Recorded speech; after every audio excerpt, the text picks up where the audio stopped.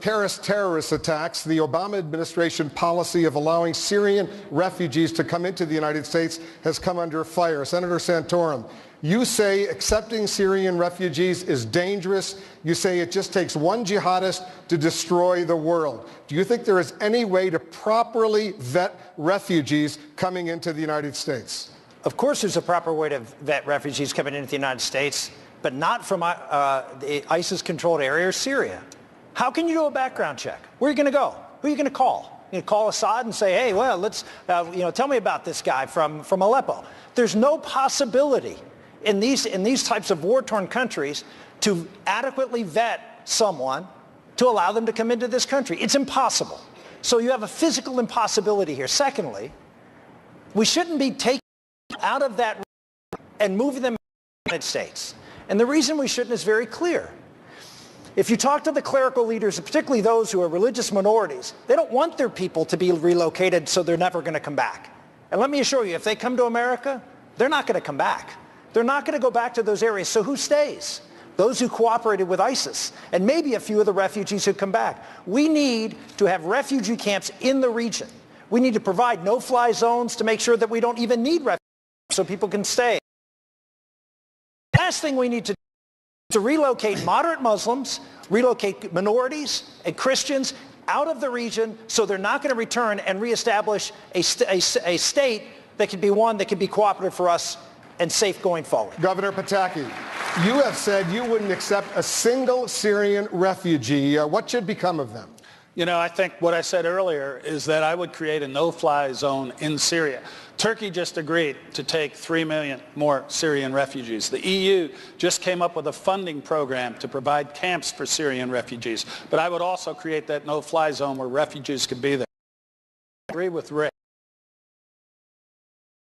1,000 people from Syria who we cannot vet. This administration allegedly vetted the woman who carried out the attacks in San Bernardino and never found out that she had a false address and was on social media talking about radical jihad.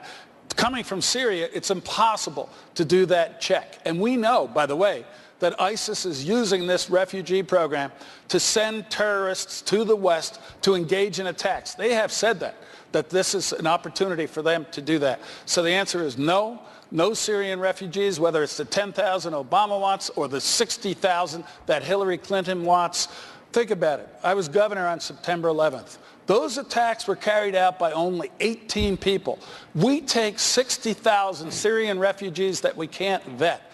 If 1 in 1,000 is a terrorist, we would have 60 terrorists living amongst us, looking to carry out attacks. We cannot let that happen. Let's go back to Dana Basher, to Hugh Hewitt for some more questions. Dana. Governor Huckabee, the U.S. has a program that allows visitors from America's closest allies to travel to the U.S. without obtaining a visa. But new legislation in Congress says that privilege should not apply to those who have visited ISIS hotspots like Iraq and Syria in the last 5 years. You say that legislation doesn't go far enough. Why? We just need to take a real pause in all the people that are coming here, and we don't know who they are, what their affiliations are. What George just said is right. We can't take the risk. And why should we take the risk? And if it's such a doggone good idea to bring people here that we really don't know who they are, and Obama thinks that we're being unchristian to not do it, I've got a suggestion. Let's send the first wave of them to Chappaqua, Martha's Vineyard, and the Upper East Side of Manhattan, and to the south lawn of the White House, where we'll set up a camp. Let's out. They behave wonderfully, that's fine. I want to say I don't want someone lecturing me about what it means to be a Christian, that I should invite a potential terrorist into my backyard. On one hand, the left says separation of church and state, let's not have any discussion of religion, and then the left wants to tell me what it means to be a Christian. They need to figure out, if they know more about being a Christian than I do, then tell me that they are no longer going to say separation of church and state. But we have the most fundamental right, above everything else, is not to protect the reputation of Islam. It is to protect Americans first and foremost. That is our job. Senator Graham. Senator Graham, in 2013, you were part of the leadership to push through immigration reform, comprehensive immigration reform in the Senate of the United States. It died in the House.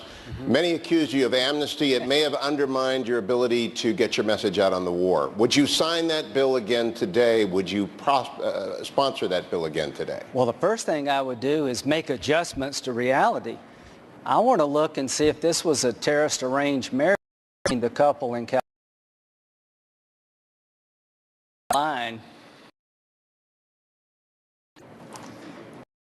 I would have a timeout on Syrian refugees because you'd be crazy if you didn't after Paris. But I've been to the refugee camps in Turkey and Jordan. Trust me, whether you're a Christian, and I'm a lousy Christian saved by grace. But this is important. We've got to stop this war. Do you realize that there are more Syrian refugees in Lebanon going to school than Lebanese children? Do you realize if this war goes for another year, the king of Jordan could fall? Let's have a no-fly zone. But Senator, I'm misunderstanding. I would make changes to that bill in light of what I know today. Senator Santorum, is that sufficient for you? Lindsey says this is a real war until it comes to immigration. And then all of a sudden it's not such a real war. The reality is that we've seen since the events of 9/11, the president talks about how he's worried about discrimination against Muslims. There's as many acts of violence against Muslims, and I never hear the president talk about that.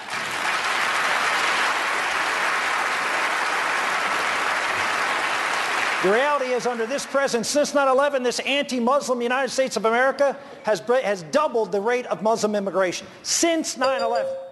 That's what we've done. So the idea that we have an immigration system that is working, thank you, Senator, is not. And thank you, Senator. I'm out of time. Yep. Okay. Governor Huckabee, you have said that the children of immigrants who came here illegally should not be punished by their parents' actions. As president, would you continue President Obama's policy vis-a-vis the Dreamers? No, because he did it unconstitutionally. 23 times he said he couldn't do it. He had a... Wow, that Constitution can't just do what they want to do. That's the purpose of getting elected, and when working with other people who got elected, is that our system was designed to function with the power of persuasion. It's really what you elect a president to do. Senator You elect him to lead. Let me finish you. You elect him to lead, which means that if you think it's a good idea to not punish the children for something their parents did, then you go to the members of Congress and you persuade them, and you persuade the American people. You don't just jump up and do it and shove it up the nostrils of Congress and the American people because you think you have a superior intellect and a superior will and a superior theology than everybody else. Our system is not a system of tyranny. We don't elect kings, we elect servants. If I'm elected president, I don't consider myself to be elected to be the king of the country, but the servant of the country to work with other people who are elected to get things done that need to be done. Senator Santorum, your position on that policy, assuming that it was passed constitutionally, would you allow this? Would you support such an effort? Here's the problem. I mean, I was with, in fact, one of my guests here today is the sheriff from Cochise County down on the border in Arizona. And he talked with me last night when I was with him about all of the children coming across. All of the children. Why? Because we've created a magnet. These children are not coming over and in great shape, not coming over and not in harm's way and going through times. We're at the border. Almost everybody in this field, a policy that says amnesty. The world hears it and knows that if they can come across this border, by and large, they're going to be able to stay. That has to change. Thank you, Senator. Gentlemen, stand by. We are going to take another very quick break. Coming up with America on Edge, who has what it takes to be the next commander-in-chief? These candidates, they will